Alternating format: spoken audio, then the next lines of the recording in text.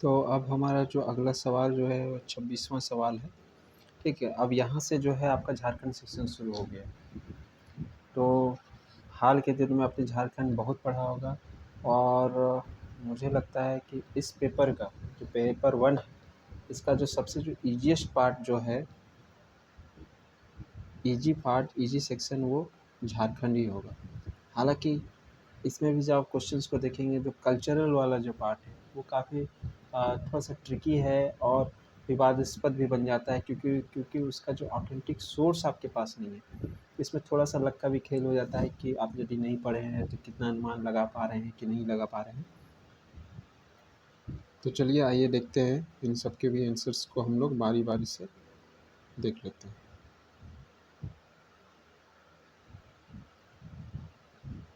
कि फनी मुकुट राय की राजधानी कहाँ थी? तो ये आपने बहुत ही बेसिक सवाल है सुतियाम। ठीक है, नागवंशी राजा थे वो। निम्नलिखित में से कौन से राजा जहांगीर के शासन में गिरफ्तार हुए थे?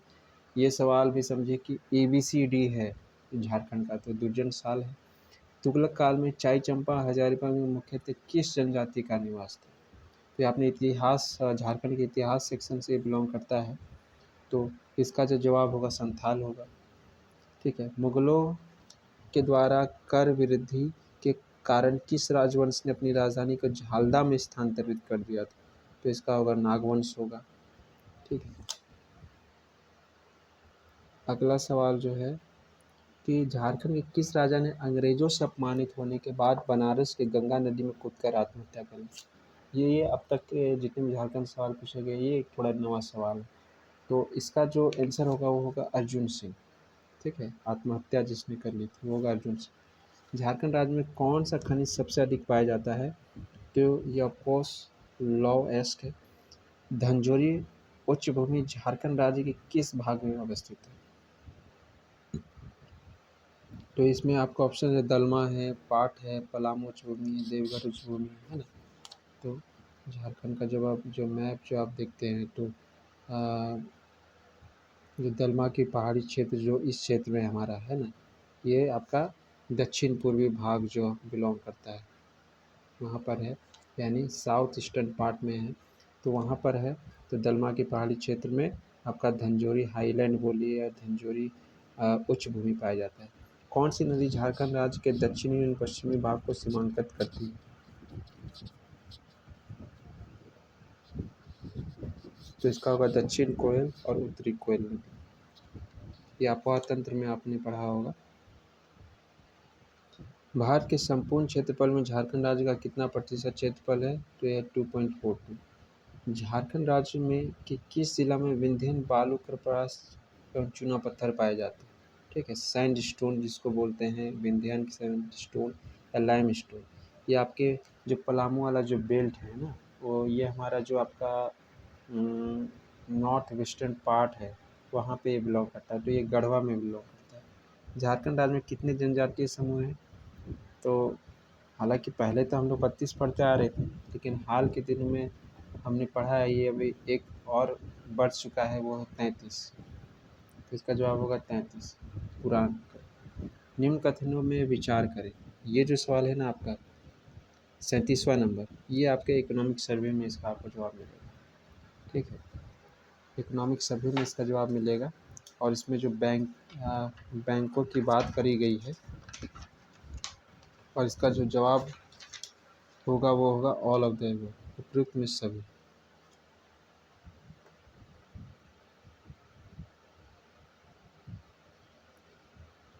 वर्ष 2006 में झारखंड सरकार ने स्थानीय रेशम उत्पादन, बुनाई इन उत्पादों के व्यापक नियम देने के लिए किस निगम की स्थापना की थी? तो ये आपने बहुत पढ़ता है, झारक्राफ्ट की स्थापना की थी।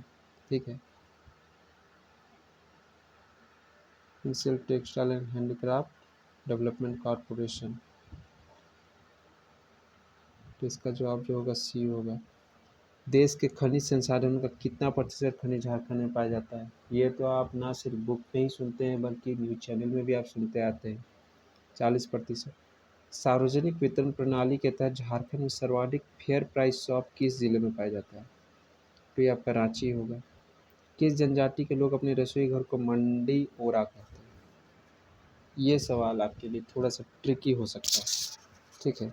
और इसमें मैं थोड़ा सा कंफ्यूज हूँ मुंडा और संथाल को लेकर, क्योंकि इसका सोर्स मुझे अभी तक वैसा कुछ खास मिला नहीं। तो आगे हम लोग इसको देख लेंगे, ठीक है। इसको होल्ड में रखते हैं 41वें नंबर को।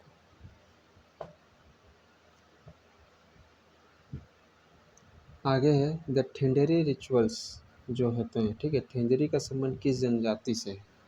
ठेंडेरी एक प्रकार की प्रथा है, ये किससे है बिलोंग करती है? तो ये हो से बिलोंग करती है। अब देखिए, ये जो पार्ट जो क्वेश्चन जो अभी पूछे जा रहे हैं क्रमशः, ठीक है। अभी जो पूछा गया 41वां या फिर 42वां, ये संस्कृति वाला जो आदिवासी की क्या पहनावा क्या है, उनकी कला क्या है, खान पान क्या है, जो यानी ये सभी उनके संस्कृति वाले भाग में आता है, उससे पूछा जा रहा है, ठीक है। और इसमें भी ऑप्शंस में आप देख पा रहे होंगे कि संथाल, उरांव, मुंडा हो की बात की जा रही है। यानी ये प्रमुख टॉप 4 जो आपके जो जनजाति है, उनका कम से कम आपको संस्कृति अच्छा से पढ़ लेना है, ठीक है। और इसके लिए आपको सिर्फ एक स्रोत पर निर्भर नहीं रहना होगा। आपको पहले तो कोई सरकारी वेबसाइट से इसको कैच आउट करना है। नहीं होता है तो कोई भी जो बाज़ार में जो प्रसिद्ध बुक हैं, ठीक है, उन पर आधारित इन पर आपको यह जानकारियाँ इकट्ठी ज़रूर कर लेनी है आगामी एग्ज़ाम्स के लिए। जो एडोबा का संबंध किस जनजाति से है? जो एडोबा का संबंध किस जनजाति से है? यह आपका होगा ओरांव से। शासनदिरी तो की प्रथा निम्न में से किस जनजातीय समूह में प्रचलित नहीं? शासनदिरी क्या होता है कि वो एक पत्थर रख दिया करते हैं, ठीक है। एक चिन्ह के रूप में रखते हैं बड़ा सा पत्थर। तो किससे संबंधित नहीं है? तो वह मुंडा से संबंधित नहीं है। मुंडा। श्रीनिवास पांडे किस भाषा के कवि हैं? ओह! ये तो बहुत ही आसान सवाल है। आप आँख मूंद कर इसे टिक लगा सकते हैं, वो है खोटा। क्योंकि हाल के दिनों में आपने खोटा बहुत पढ़ा है और खोटा के विद्यार्थी भी झारखंड में काफ़ी ज़्यादा हैं। सबसे ज़्यादा जो अनुपात है वो खोटा भाषी विद्यार्थियों का ही है, मतलब कॉम्पिटिशन की दुनिया में देखा जाए तो, ठीक है, उस हिसाब से। ओपन टीपी विभाग किस संविधान से प्रचलित है? तो ये जो होगा इसका जवाब जो होगा वो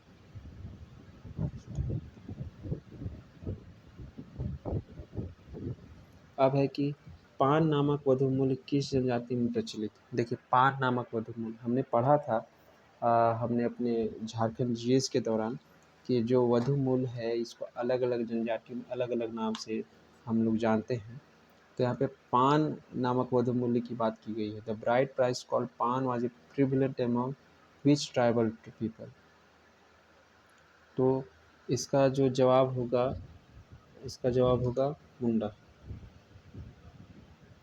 12 हजारी और 13 हजारी नामक उप समुदाय का संबंध किस जनजाति से? देखिए, हर एक जनजाति, कुछ जनजाति ऐसी होती है जिसमें उसके अलग अलग उसके ब्रांचेस पाए जाते हैं, ठीक है।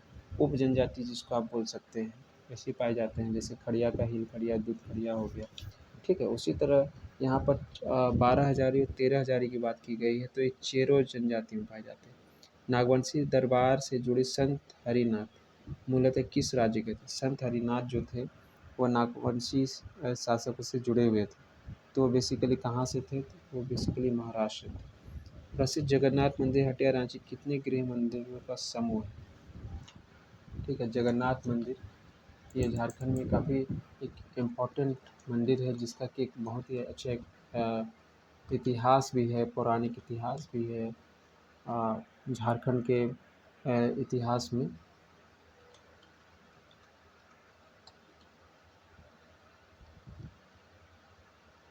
ठीक है, और ये बेसिकली 17वीं शताब्दी में इसे 1691 में नागवंशी राजाओं द्वारा बनाया गया था, ठीक है।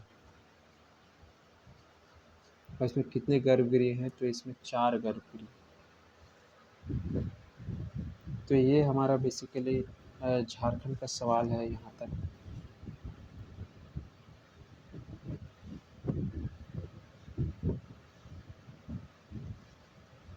और जो अगला सवाल जो होगा, यानी अब जो हमारा शुरू होगा 51वां सवाल से, वो भारतीय इतिहास की बात करेगा। भारतीय इतिहास के सवाल को हम लोग उसमें सॉल्व करेंगे।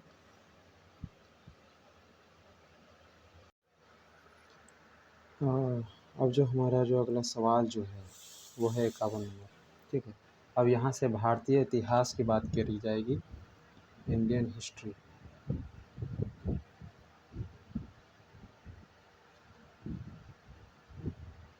ठीक है। हमारा जो 51वां सवाल है प्रयाग प्रशस्ति के बारे में है कि किस शासक के विजय के बारे में बताती है। ठीक है। पहले के समय में क्या होता था कि जो दरबारी कवि होते थे, लेखक होते थे, अपने राजाओं के जो विजय गुणगान, महिमा मंडन किसी न किसी प्रशस्ति में वो किया करते थे। तो और ये काफ़ी बेसिक सवाल है और इस सबसे सवाल आपके अक्सर से एग्ज़ाम में पूछे जाते हैं, चाहे एसएससी हो, एनटीपीसी हो। तो यहाँ पे प्रयाग प्रशस्ति, और ऐसा भी नहीं है कि ये काफ़ी मतलब गुमनाम प्रशस्ति है, काफ़ी सुप्रसिद्ध प्रशस्ति है। और ये पूछा गया था आपका समुद्रगुप्त के लिए, समुद्रगुप्त के लिए लिखा गया था। ठीक है। और इसको रचने वाले कौन थे, तो इसके जो रचयिता जो थे वो थे आपके हरिसेन।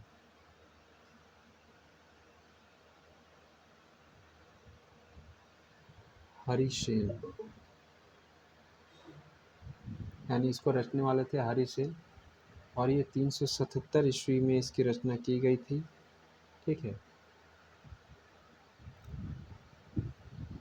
और ये बेसिकली जो समुद्र गुप्त के बारे में ये कहा गया था। अब है हमारा अगला सवाल है ऐहोल अभिलेख, ये किस भाषा में है। ऐहोल अभिलेख ये भी काफ़ी एक इम्पॉर्टेंट अभिलेख है, महत्वपूर्ण अभिलेख है हमारे भारतीय इतिहास का।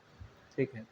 और यह बेसिकली आपको संस्कृत भाषा में लिखी गई थी। तो इसका जो जवाब होगा डी होगा, संस्कृत में लिखी गई थी।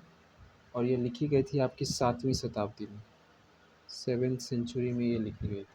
और ऐहोल क्या है, ऐहोल एक बेसिकली एक जगह है। ये आपका जो जगह है वो आपका कर्नाटका में है,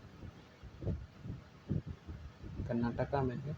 और ये क्या किसके काल के दौरान लिखा गया था, तो चालुक्य जो थे, वातापी के जो चालुक्य थे, वातापी के जो चालुक्य थे उनके समय ये लिखा गया था। ठीक है।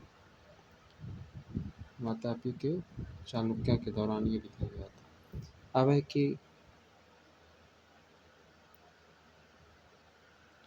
है कि आहत सिक्के विकसित वस्तु उत्पादन के विकास के सूचक हैं, किस इतिहासकार ने इसे सर्वप्रथम कहा था। तो इस क्वेश्चन में अब इस बार के एग्ज़ाम को जो CDP हुआ, इसमें कथन स्टेटमेंट वाइज भी क्वेश्चन बहुत पूछे गए हैं। मतलब अभी तक के जितने भी CDP एग्ज़ाम हुए हैं, शायद पहला ऐसा मतलब जीपीसी का एग्ज़ाम रहा हो जिसमें कथन पर भी इतना सवाल बन के आए हैं।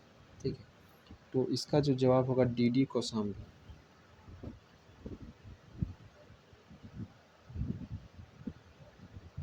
अब है कि गीता गोविंदा, गीता गोविंदा भी एक फेमस बुक है।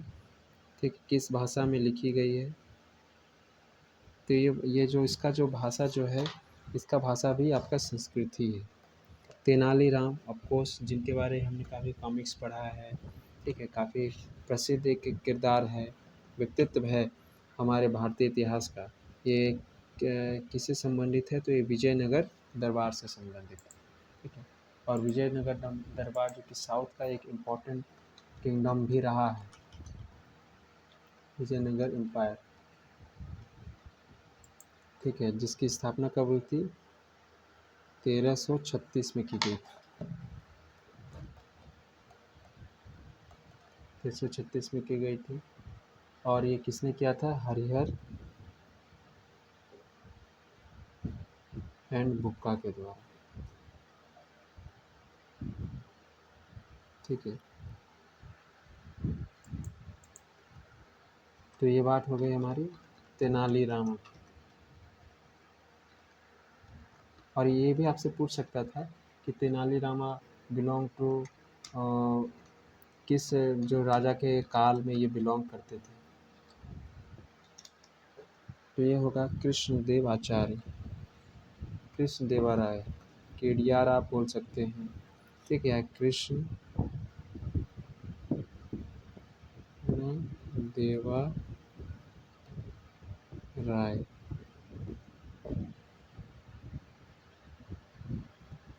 अब है कि दिल्ली सल्तनत के कौन से शासक पहले 20 साल तक मंत्री रहे और अगले 20 साल तक शासक? तो ये जो जवाब है इसमें आपको थोड़ा सा ट्रिकी हो सकता था आपके लिए एग्जामिनेशन हॉल में। दिल्ली सल्तनत के बारे पूछा गया है।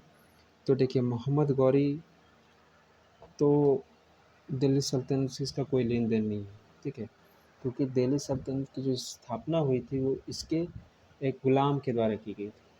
तो ये तो आप ऑप्शन आपने ऐसे एलिमिनेट कर दिया। एक बचता है रजिया। तो रजिया मध्यकालीन भारत की पहली ये मुसलमान शासक भी रही, लेकिन इनका जो कार्यकाल है बहुत छोटा रहा, मात्र 3.5 साल का कुछ शासन था। बात बचती है आपकी इल्तुतमिश में और बलबन में।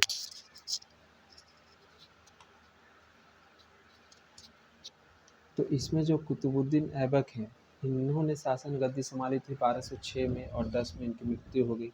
तो ये तो होगा नहीं। तो एक ऑप्शन आप जा सकते हैं बलबन, और जिनका कि शासन कार्यकाल भी जो था वो 1266 से 1287 तक था, ठीक है। वहीं इल्तुतमिश यदि मान लीजिए 20 साल उन्होंने काम किया भी होगा, तो लेकिन उनका जो शासन काल है वो 1206 से 10 ही तक था। तो यहाँ पे आपको ऑप्शंस के साथ खेलना था।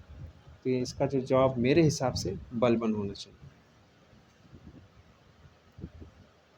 अब है कि किस बुद्धिजीवी ने अलाउद्दीन खिलजी के लिए राजस्व के सिद्धांत का प्रतिपादन किया? देखिएगा इस क्वेश्चन में थोड़ा सा एक पेच है, ठीक है। यहाँ पे पूछा कि राजस्व के सिद्धांत का प्रतिपादन, ठीक है, यानी रेवेन्यू के बारे यहाँ पे पूछ रहा है। लेकिन आप इंग्लिश में जब जाइएगा तो यहाँ पे बोल रहा है कि which intellectual established principle of the state for Alauddin Khilji. यहाँ पे प्रिंसिपल ऑफ द स्टेट्स की बात की गई है। तो जब इस तरह के जो सवाल बनते हैं, ठीक है, जब अलग अलग सवाल बन जाते हैं हिंदी और इंग्लिश के अनुसार, तो वहाँ पे इंग्लिश को तरजीह दी जाती है। तो थोड़ा सा इसीलिए इंग्लिश पर भी कमांड रखना आवश्यक है, ठीक है। सवाल जब इससे आपको ये समझने को मिलता है कि आप जब भी एग्जामिनेशन हॉल में आप दोनों लैंग्वेज को एक बार पढ़ लें, ठीक है। और यदि आपको थोड़ा सा भी कहीं अंतर मालूमात हो वहाँ पर, तो आप इंग्लिश जो लैंग्वेज में जो आपके सामने सवाल रखा गया है उसके साथ आप जाएँ। तो इसका जो जवाब होगा अमीर खुसरो, ठीक है। Which of the following language are considered to be the Dravidian language? ये भी काफ़ी एक आसान सा सवाल है, ठीक है। मान लीजिए आपका द्रविडियन लैंग्वेज याद नहीं भी है, तो इतना ध्यान में रखना है कि इसमें मराठी तो बिल्कुल भी नहीं होगा, ठीक है। द्रविडियन बेसिकली हमारा साउथ वाला जो लैंग्वेज में बिलोंग करता है। तो मराठी देखिए, इसको काटिए यहाँ, इसको यहाँ काट दिया आपने और इसको यहाँ काट दिया, तो बचे आपके पास ऑप्शन सी। तो इसका जवाब होगा सी ऑप्शन, ठीक है। फिर ये सवाल पूछा गया है कि कौन से सिख गुरु ने आदि ग्रंथ या गुरु ग्रंथ साहिब की संग्रहित किया था, कंपाइलेशन जिसको बोलते हैं। तो ये भी काफ़ी इंपॉर्टेंट क्वेश्चन है और काफ़ी अधिकतर एग्जाम्स में आपको पूछा जा चुका होगा। यदि आपने एग्ज़ाम्स दिए होंगे बहुत सारे, तो इसका जवाब होगा गुरु अर्जन देव, ठीक है, गुरु अर्जन देव।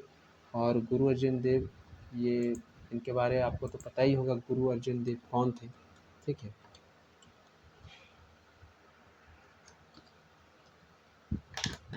ये 5वें गुरु थे आपके सिख के। फिर है आपका अगला सवाल 60वां, Amar Kosa gives us a list of, Amar Kosa gives us a list of, ठीक है। ये थोड़ा सा मेरे के हिसाब से डाउटफुल है, क्योंकि मेरे हिसाब से ये लैंड भी हो सकता है या फिर ये चारों ऑप्शन सही हो सकते हैं। तो इसको भी हम लोग जेपीसी के लिए सुरक्षित छोड़ देते हैं कि वो हमें क्या आंसर देती है। किस शासक ने दक्षिणी प्रदेशों को 5 राज्यों में विभक्त किया था? तो देखिए 5 राज्यों में विभक्त हुए थे वो, लेकिन इसमें से किस शासन काल में हुआ था ये थोड़ा सा कहना यहाँ पे मुश्किल है। तो मेरे ख्याल से ये अलाउद्दीन खिलजी होना चाहिए, हालांकि इसको भी मैं डाउटफुल में ही रखूँगा। फिर है परमानेंट सेटलमेंट, जिसको कि स्थायी बंदोबस्त का नियम बोलते हैं, में ज़मीन का मालिकाना हक किसे दिया गया? तो ऑफ कोर्स ये ज़मींदारों को दिया गया। भारत विभाजन के समय, देखिए एक और सवाल आ गया आपका कथन पर। भारत विभाजन के समय ये किसने कहा था कि ब्रिटिश न तो हिंदुओं के शत्रु हैं, न मुसलमानों के दोस्त। ये पाकिस्तान की स्थापना मुसलमानों के प्रति दोस्ती की भावना के तहत भी नहीं कर रहे, बल्कि अपनी अंतर्राष्ट्रीय नीतियों की मजबूरी के अंतर्गत कर रहे हैं, ठीक है। तो इसका जवाब मेरे हिसाब से जवाहरलाल नेहरू होना चाहिए। फिर गांधी इरविन समझौता, ये तो काफ़ी बेसिक सवाल है। देखिए हिस्ट्री में इस एग्ज़ाम में जो दिक्कतें आपको आई हैं वो आई हैं स्टेटमेंट बेस्ड सवाल पर, कथन बेस्ड सवाल पर, और ये थोड़ा सा डीप सवाल हो जाता है, तो ये मुश्किलें सबके लिए होंगी। ठीक है, गांधी इरविन पैक्ट हमें पता है कब हुआ था, ये 1931 में। ये महात्मा गांधी और लॉर्ड इरविन के बीच किया गया था, Gandhi ji and Lord Irwin. Bharat सरकार अधिनियम कब पारित हुआ, तो ये 1935 में पारित हुआ। अलीगढ़ आंदोलन के गठन में सबसे ज़्यादा योगदान किसका रहा, तो ये ऑफकोर्स सर सैयद अहमद खान का था। भारतीय नौसेना के विद्रोह के दौरान 19 फरवरी 1946 को कौन सी 3 पार्टियां के झंडे उनके प्रदर्शन में शामिल किया गया। ये जो आपका जो नेवी रिवॉल्ट जो हुआ था 19 फरवरी 1946 का, ठीक है, भारतीय नौसेना रिवॉल्ट, इसमें किन 3 संगठनों का झंडा शामिल था, तो ये इसका जवाब जो होगा वो होगा आपका ए, ट्राई कलर ऑफ कांग्रेस, यानी कांग्रेस होगा तिरंगा, लीग का हरा व आरएस हंसुआ और हथौड़ा वाला लाल झंडा। अभय के बीच चित्तू पांडे के नेतृत्व में भारत छोड़ो आंदोलन के दौरान पहली समानांतर सरकार यानी पैरेलल गवर्नमेंट कहाँ बनी गई थी, तो वो थी बलिया में बनी थी। अभय की एक सांप्रदायिकता दूसरे को खत्म नहीं करती, एक दूसरे को खिलाते हैं तथा दोनों को मोटा करते हैं, ये किसने कहा, ये भी देखिए तीसरा सवाल आपसे कथनी पर पूछ दिया है। तो इसका जवाब भी मेरे हिसाब से जवाहरलाल नेहरू होगा। 1936 में किस पूंजीपति ने बम्बई घोषणा पत्र यानी बॉम्बे मैनिफेस्टो जो आया था वो क्यों किया था, उसके पीछे कारण क्या था, तो यहाँ पर कारण यहाँ पर आपको दिया हुआ है कि नेहरू के समाजवादी सिद्धांतों के प्रचार की खुलेआम आलोचना करने के लिए, स्वतंत्रता आंदोलन को रोकने के लिए, महिलाओं को रोकने के लिए, गांधीवादी विचारों के लिए। तो होगा यहाँ पे ए होगा, नेहरू के समाजवादी सिद्धांत, जो उनका जो सोशलिस्ट प्रिंसिपल था उसे फैलने से रोकने के लिए। 1912 के दिल्ली सेंट्रल के मुकदमा के नेता कौन थे, ऑफकोर्स ये आपके रास बिहारी बोस थे। ये भी काफ़ी बेसिक सा सवाल बनता है, ये सवाल थोड़ा सा डिफिकल्ट हो सकता है कि 1941 तक किस छात्र संगठन की लड़कियों की विंग में 50,000 से ज़्यादा सदस्य थे। ठीक है, एक बार हमने हिंदी में पढ़ा, इंग्लिश में भी पढ़ लिया, दोनों सवाल में कोई अंतर नहीं है। तो NSUI जो आई है थी, ये आई थी आपकी 1971 में। ठीक है, बच गया ABVP, ये आया था 1948 में। ठीक है, तो AISF, इसका आंसर AISF मेरे हिसाब से।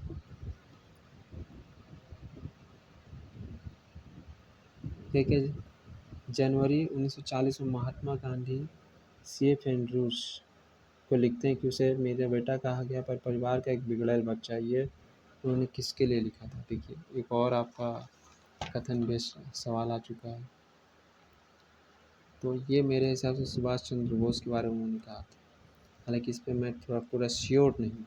1932 में आज़ादी के दौरान आज़ादी के आंदोलन में सबसे महत्वपूर्ण घटना कौन सा था।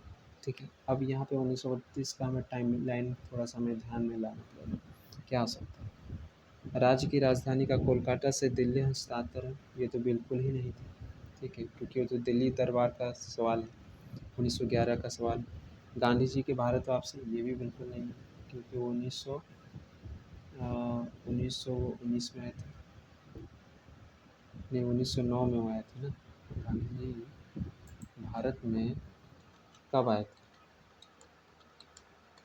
जिसे हम लोग प्रवासी दिवस के रूप में भी मनाए जाते हैं, तो गांधी जी 1915 में आए थे, ये भी नहीं होगा। गांधी जी ने भारतीय राष्ट्रीय कांग्रेस का नेतृत्व संभाला, ये तो उस साल की बात है जब उन्होंने चेयरमैन बनाया गया था। ठीक है, कांग्रेस का चेयरमैन गांधी जी को कब बनाया गया था, वो एकमात्र वो सेशन में बने थे। तो किस सेशन में बने थे ये भी आपको पता होना चाहिए। वो बेसिकली कांग्रेस उन्होंने 1920 के आसपास उन्होंने ये किया था, बेलगाम शासन, बेलगाम का जो अधिवेशन था उसमें बनाए गए थे 1924 में, तो बच गया कांग्रेस से प्रतिबंध।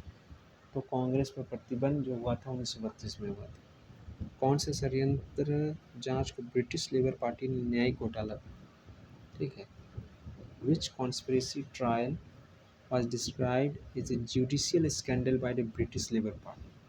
तो इसका जो जवाब जो होगा मीरठ कॉन्स्पिरेसी ट्रायल, ठीक है, मीरठ कॉन्स्पिरेसी ट्रायल।